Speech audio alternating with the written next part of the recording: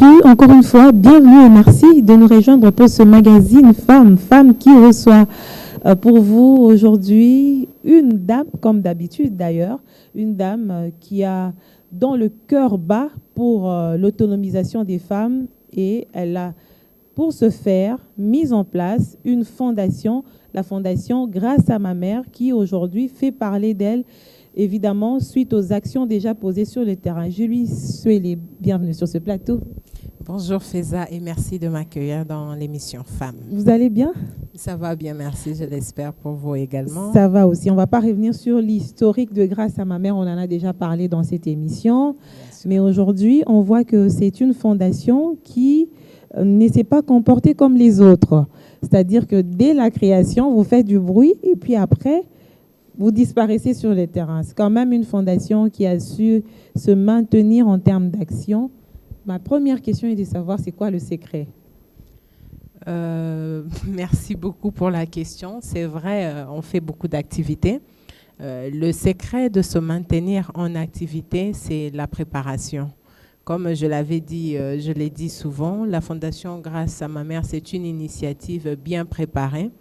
Donc, elle est née d'une volonté d'accompagner les femmes vers une autonomisation réaliste. Et dans cet élan, nous avons mis en place une stratégie ou un plan d'accompagnement des femmes, un plan continu d'accompagnement des femmes vers la voie de l'autonomisation.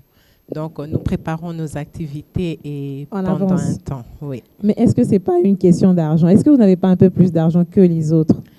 Je ne dirais pas que c'est une question d'avoir d'argent, c'est beaucoup plus la volonté. Je dis, nous sommes une équipe des femmes dynamiques. Donc, au niveau de notre comité, chaque femme est entreprenante et elle est professionnelle quelque part. Nous n'avons pas de financement des bailleurs, mais avec l'autofinancement, principalement de la présidente que je suis, des autres membres du comité, également des personnes de bonne volonté. Nous arrivons à maintenir les activités et à tenir bon au fait. Je pense que c'est beaucoup plus une question de préparation et d'organisation, mais beaucoup plus de volonté de vouloir aider. Ah, c'est ça aussi, c'est ce qui vous a poussé à mettre en œuvre cette fondation, la volonté de vouloir aider les femmes.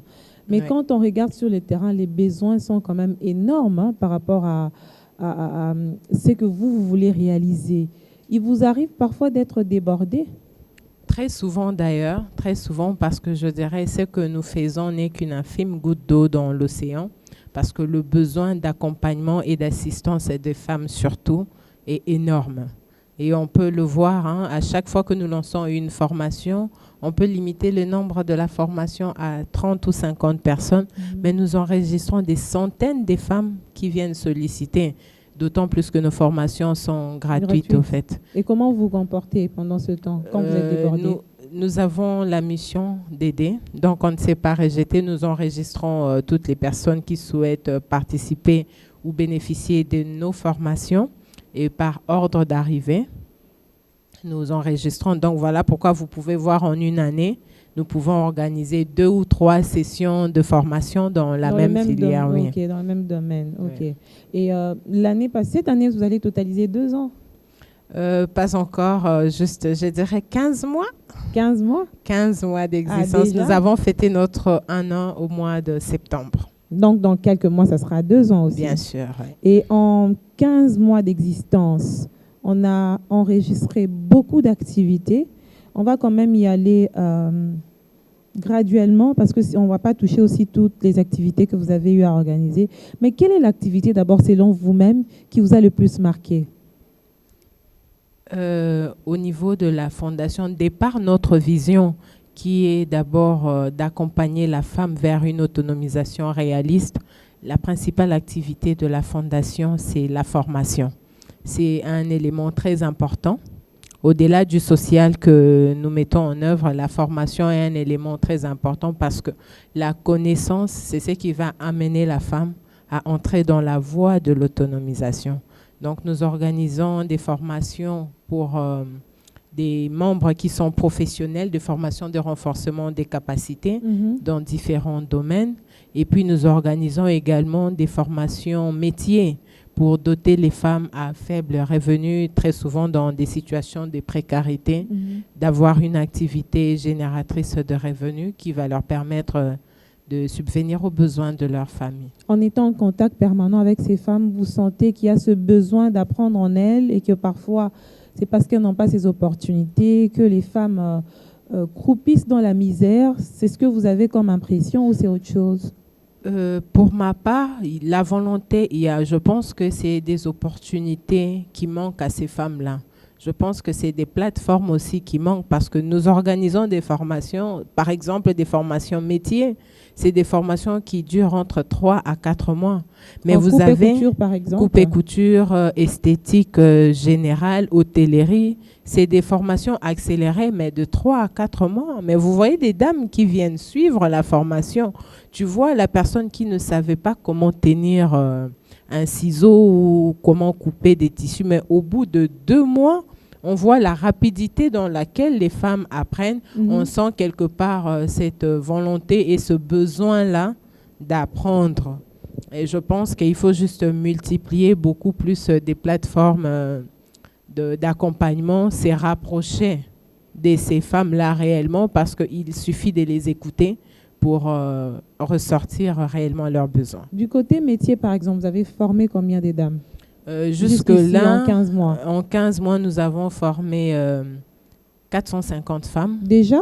450 femmes parce que nous sommes à la 3e édition de la formation en coupe et couture. Chaque édition a 50 femmes. Nous sommes à la 2e édition de la formation en esthétique générale. Chaque édition a 50 femmes. Nous sommes à la 2e édition de la formation en hôtellerie.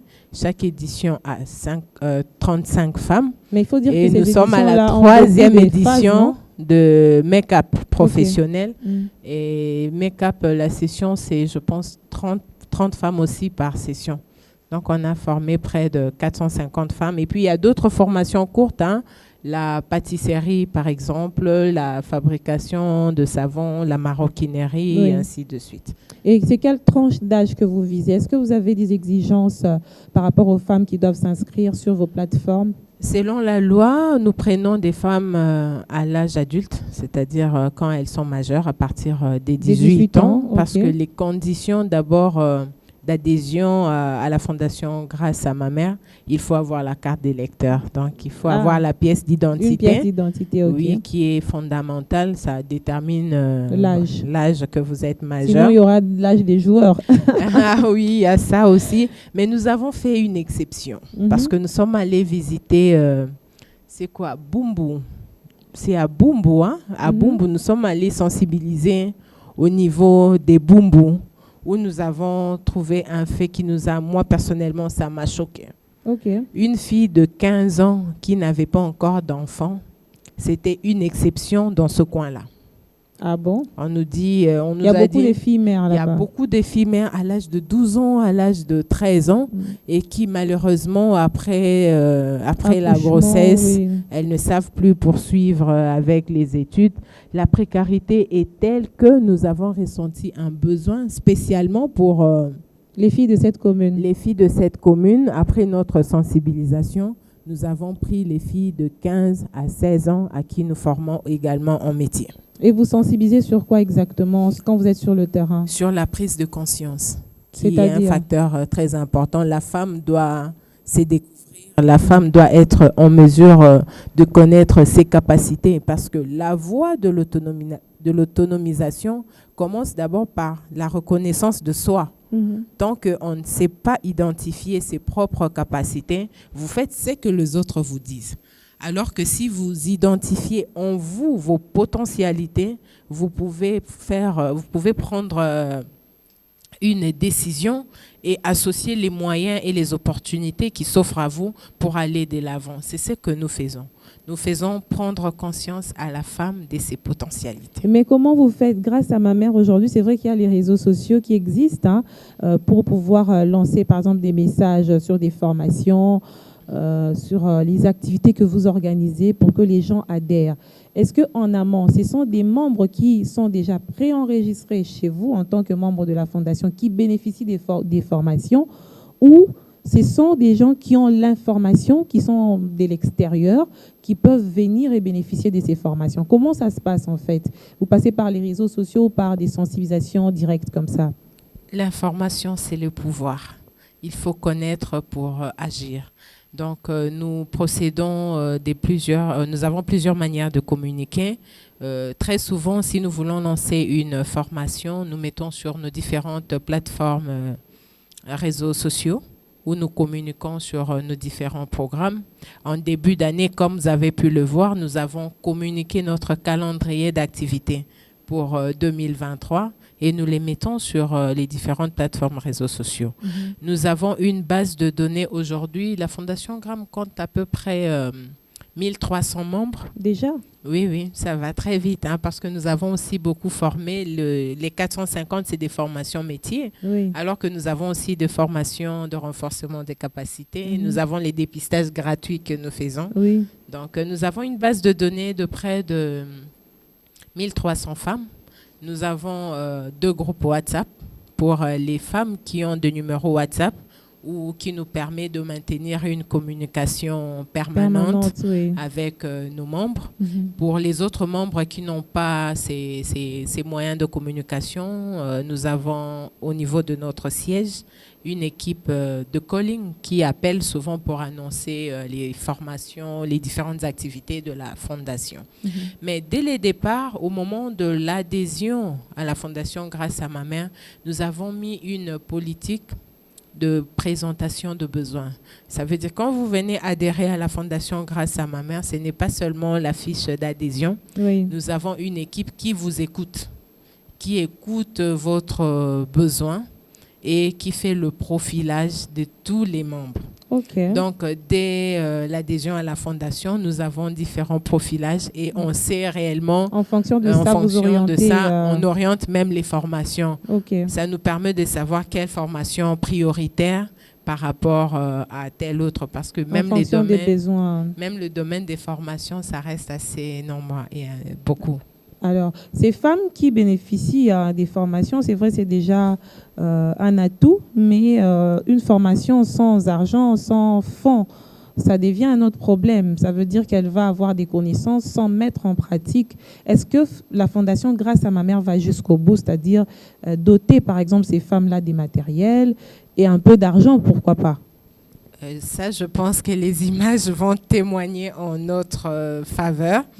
À chaque édition de formation métier surtout, nous nous efforçons de remettre les kits métiers à chaque apprenante parce qu'on se dit, oui, nous avons pris ces femmes en situation de précarité. Nous leur avons doté des connaissances nécessaires pour exercer un métier, mais il y a un problème réel qui se pose, c'est le financement. Après, c'est des formations métiers, le manque d'exercice ou de pratique fait perdre la connaissance dans les temps. Donc, nous nous arrangeons et nous nous organisons avec la compagnie des personnes de bonne volonté, comme je disais tout à l'heure, à doter des kits métiers pour chaque édition de formation métier. Par exemple, celles qui font la coupe et couture, nous donnons des machines à coudre. Comme elles apprennent avec des machines à pédales, donc nous dotons également des machines à pédales à la fin de chaque session. Celles qui font l'esthétique générale, nous donnons le kit salon de coiffure. Celles qui font l'hôtellerie, nous donnons également des matériels qui leur permettent de gérer un petit take-away au coin. Mais nous avons également mis en place un service traiteur de la Fondation Gram. Ça permet à nos apprenantes de continuer leur activité. De mettre en pratique, Oui, non seulement elles continuent leur activité, mais pour chaque prestation, ça leur permet d'avoir un petit rien. Bien sûr, c'est le service qu'elle offre, en fait. C'est un service mis en place par la Fondation, mais qui est géré par les membres de la Fondation qui ont bénéficié de la formation. Vous avez déjà eu des marchés? En hôtellerie. Oui, bien sûr. Dernièrement, nous avons fait un cocktail VIP avec la Robank et la MUFA où nous avons servi il y avait des invités VIP, hein. C'était vraiment VIP. C'est une fierté pour vous aujourd'hui. Très, très, très satisfaisante pour moi parce que nous avons reçu des éloges de nos convives, des bénéficiaires. La qualité était au rendez-vous et quelque part, c'est une fierté pour moi. Je me dis que la formation a été bien dispensée. Et si en moins de 6 mois, on peut déjà pénétrer ce marché-là, c'est bon pour nous.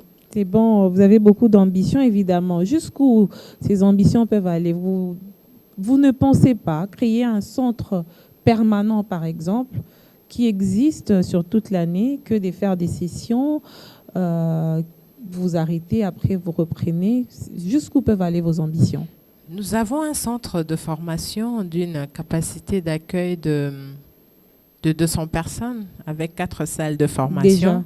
Déjà? Oui, nous avons, ça fait depuis que nous avons lancé la 2e édition, je crois que c'était au mois de juin de l'année dernière, nous avons le siège de Selemba où c'est non seulement le siège de la fondation, mais également un centre de formation, au fait, où toutes les formations métiers se déroulent, au fait. Oui. Okay. Donc maintenant, pour éviter l'encombrement au lieu, nous programmons les formations. Par exemple, actuellement, c'est la formation en coupe et couture et en esthétique. Juste après les 2 formations, nous allons cheminer avec l'hôtellerie et le make-up général. C'est un peu comme ça. Mais la formation reste, c'est vrai, par filière, mais la formation reste de manière permanente. OK. Mais vous ne pensez pas aussi étendre ça dans d'autres communes, étant donné que les besoins sont en train le volume des besoins augmente tous les jours? C'est notre plus grand souhait. C'est vraiment notre plus grand souhait parce qu'au siège au centre de formation de Selemba, nous avons des femmes qui viennent de Maluku. Ah bon? Nous avons les femmes qui viennent de Kimbanseke. Nous avons les femmes qui viennent de le coin Sangamamba. Nous avons les femmes qui viennent de Mimosa. Nous avons les femmes qui viennent de Kitambo. Donc, les femmes viennent un peu de partout. Comme nous communiquons suffisamment sur nos activités, on a des femmes qui viennent de partout. Le besoin, c'est de l'étendre, d'avoir au moins un centre de formation dans chaque district. Mais c'est un projet qui nécessite des financements. La volonté y est, mais le moyen n'est pas encore disponible pour l'instant. Mais ça reste notre souhait. Je pense que si Dieu ouvre les portes rapidement, on va les lancer le plus tôt possible. Mais est-ce que vous n'avez pas un appui extérieur, par exemple? C'est un projet qui vient aussi en aide à plusieurs femmes et vous avez déjà prouvé ce que vous savez faire sur le terrain. Des partenariats avec l'État, des partenariats avec d'autres ONG qui ont un peu plus des moyens, c'est en vue, ça existe déjà. Nous restons ouvertes à toute opportunité qui vise à accompagner le développement de la femme. Mais sincèrement parlant, pour l'instant, nous n'avons aucun bailleur. Je disais, nous fonctionnons avec le financement propre et nous n'avons pas un bailleur qui accompagne la fondation. Donc, je profite pour lancer un appel à toutes les personnes de bonne volonté, à tous les bailleurs. Vous avez vu, ce que nous faisons, c'est du concret, c'est réel au fait. Il y a des témoignages, il y a des éléments, il y a une base de données qui peut être vérifiée. Donc, à tous les bailleurs qui pensent accompagner cette initiative, venez, nous sommes ouverts et nous pouvons échanger là-dessus. Et en parlant de la formation, est-ce que, après avoir doté ces femmes des kits métiers, elles s'installent, est-ce que vous avez le temps d'aller voir si ça marche ou non? Bien sûr, comme je disais tout à l'heure, la Fondation Grâce à ma mère reste quand même une organisation assez structurée. Nous avons des commissions au sein de la Fondation Grâce à ma mère. Il y a notamment la commission de sensibilisation et suivi. Chaque commission siège et organise les différentes actions. Oui. Donc, la commission de sensibilisation qui est gérée par Madame Fifi Solange Lokoussa, que je salue d'ailleurs, ils organisent des activités, je pense, une fois tous les mois. Ils font la rente pour les bénéficiaires des kits parce que là aussi, on rencontre d'autres problèmes. Il y a d'autres femmes à qui vous donnez des kits métiers. Mais vendre. Quand la première difficulté arrive, elle va aller vendre le kit métier. Elle oublie même que c'est la source même qui va créer de la richesse dans son milieu. Donc, pour pallier à ça, l'équipe des sensibilisations rend des visites de manière ponctuelle. Oui. Ça dépend de leur planning d'activité, soit pour visiter, pour se rassurer du maintien de l'activité. Et aussi pour conscientiser, il y a d'autres aussi, pour conscientiser les femmes, celles qui ont baissé les bras, celles qui ont abandonné, soit peut-être poursuivre l'évolution dans leur environnement. Et celles qui ont fait faillite, par exemple, ou qui n'ont plus, c'est vrai, avoir une machine, c'est bon, mais il faut des accessoires. Il y a certaines qui bouffent même leur argent au point où elles ne savent plus se relever. Ça arrive, ça, on ne peut pas dire que c'est top. Ça arrive d'ailleurs très souvent, mais nous encadrons de manière régulière. C'est-à-dire, nous faisons de formations sur l'entrepreneuriat et l'éducation financière. À la première difficulté, nous encourageons les femmes à ne pas baisser les bras. Et nous nous demandons toujours à nos membres, surtout celles qui ont bénéficié de kits métiers, aux moindres difficultés, de revenir vers nous. Parce que nous faisons, en ce moment-là, nous faisons aussi le coaching personnel pour leur permettre de maintenir leur activité et de le rendre pérenne. Donc, nous sommes assez quand même proches de nos membres. Et pour chaque bénéficiaire de nos kits métiers, ils sont dans des groupes où ils sont suivis. Nous mettons en place, par exemple, de nous montrer à chaque fois leur réalisation.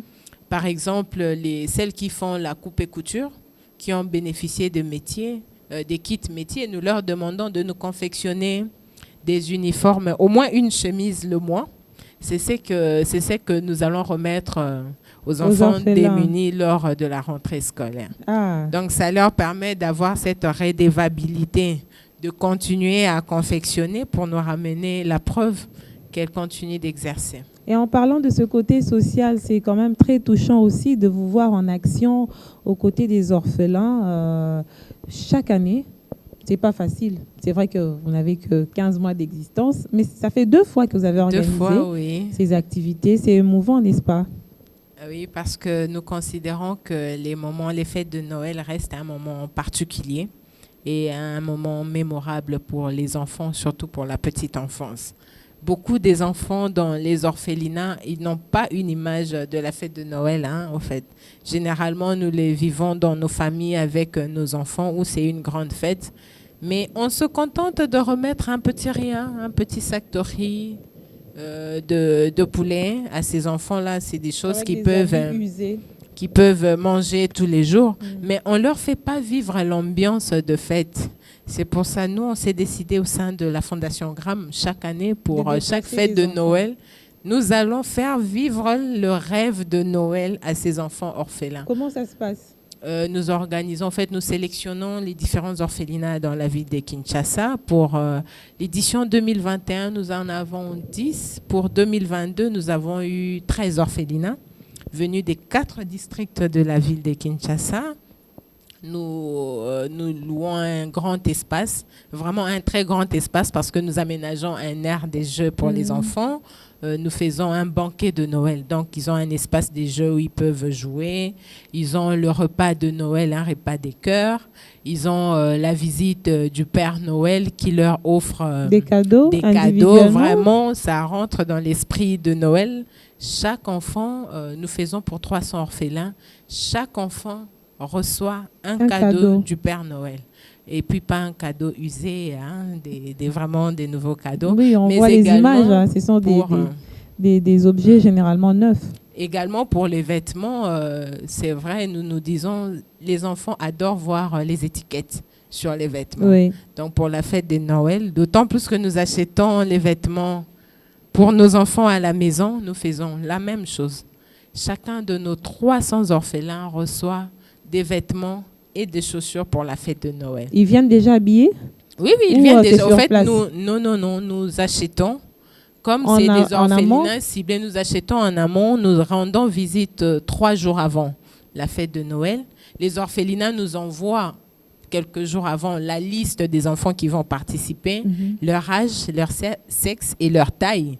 C'est sur base de ça que nous achetons les vêtements et que nous leur émettons 3 jours avant la fête. C'est pas mince à faire, Oui, financièrement, ça coûte. Ça coûte beaucoup.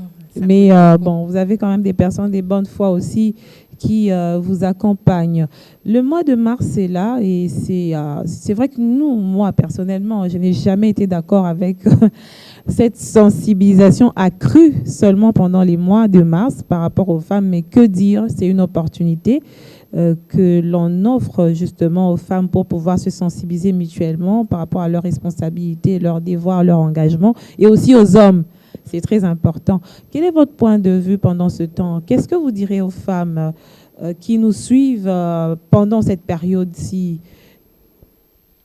La sensibilisation reste continue parce que nous n'avons pas encore atteint l'objectif. Notre objectif, c'est la parité. La parité, pour moi, je dis, c'est l'égalité des chances, l'égalité des droits et l'égalité des opportunités. Mais pour atteindre cet objectif, nous, les femmes, nous devons nous préparer. On doit revoir notre mindset.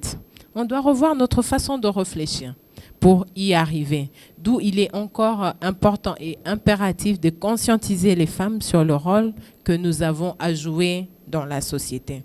Cette prise de conscience ne se limite pas dans les théories. Il nous faut nous doter des moyens pour y arriver. Nous voulons nous asseoir à la table de la décision. Agissons pour y arriver. Nous devons nous former. Une fois que vous êtes... base des compétences, il faut justement, le dire, les le compétences, nous en avons. Oui, souvent nous en avons. Mais quelque part aussi, il y a la peur du risque, qui est un élément très permanent chez les femmes. On a peur d'oser, on a peur de braver. Quelque part, nous sommes liés à cette dépendance. Donc, il est important de conscientiser la femme sur le rôle qu'elle a à jouer dans la société.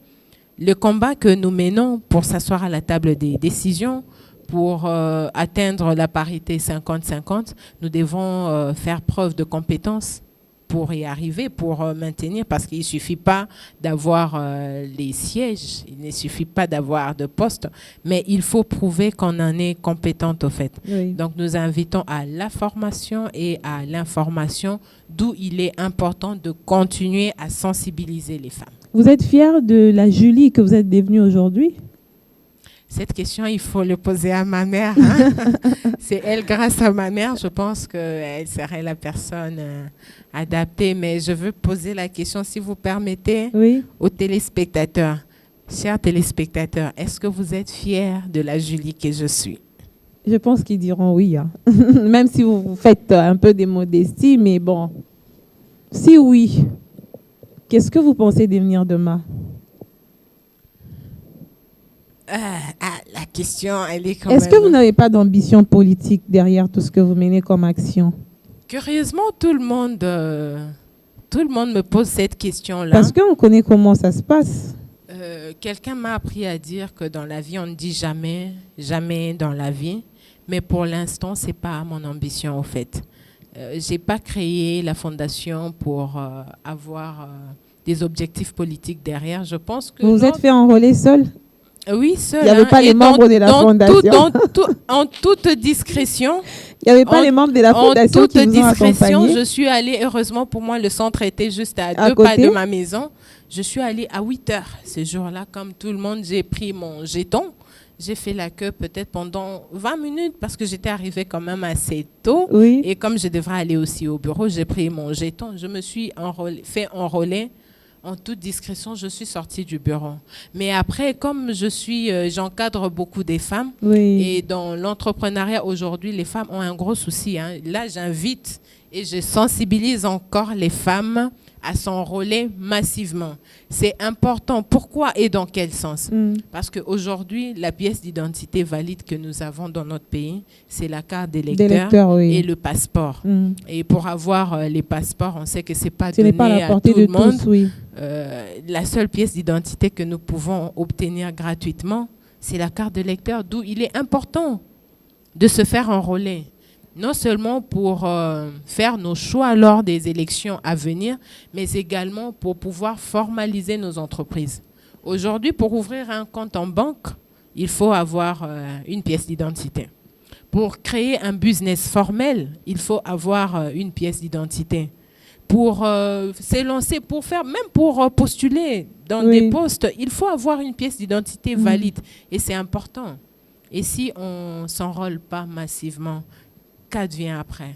Donc, il n'y a pas que ces ambitions politiques pour lesquelles on devrait s'enrôler. Donc, il n'y a pas d'ambition politique derrière. J'invite les femmes encore, beaucoup plus. parce que l'autonomisation vient dans l'entrepreneuriat et dans la prise de conscience. On a fini, Julie. Une dernière question. Qu'est-ce que vous prévoyez pour 2023, puisqu'on est encore aux 3 premiers mois? Nous avons publié il y a quelques jours notre calendrier d'activités, qui est déjà assez débordé. La formation en premier lieu, parce que pour nous, c'est la voie pour emmener les femmes vers une autonomisation. La formation de renforcement des capacités et des métiers, des sensibilisations. Nous en faisons beaucoup déjà pour le mois de mars ici. J'invite les femmes. Nous allons lancer la 3e édition de la campagne de dépistage gratuit du cancer de col utérin avec notre partenaire habituel, les centres hospitaliers Montcollet. Donc, nous allons déjà lancer cette campagne-là le 1er mars. Également, il y a d'autres formations de mise à niveau, de renforcement de capacité et nos autres activités de motivation. Donc, les femmes qui n'ont pas encore adhéré à la Fondation Grâce à ma mère, comme on dit, nous servons en premier les filles maison. Il est temps, venez vous enregistrer, venez adhérer à la Fondation Grâce à ma mère. On est à 1300. Oui, nous sommes au numéro 15 de l'avenue de la Paix, quartier Ngafani, dans la commune de Selembaou, mais sur la route bypass, parce que d'autres personnes vont nous chercher vers le marché Selembaou. Oui. Nous sommes sur la route bypass, non loin de la maison communale de Mongafula, c'est l'arrêt Munongo, où vous pouvez nous contacter au 089 721 99 99. L'émission est finie. C'était un plaisir. Merci à toi de m'avoir beaucoup, fait honneur. Julie. À très bientôt pour justement parler de la Fondation Grâce à ma mère. Madame, Messieurs, merci à vous également de nous avoir suivis.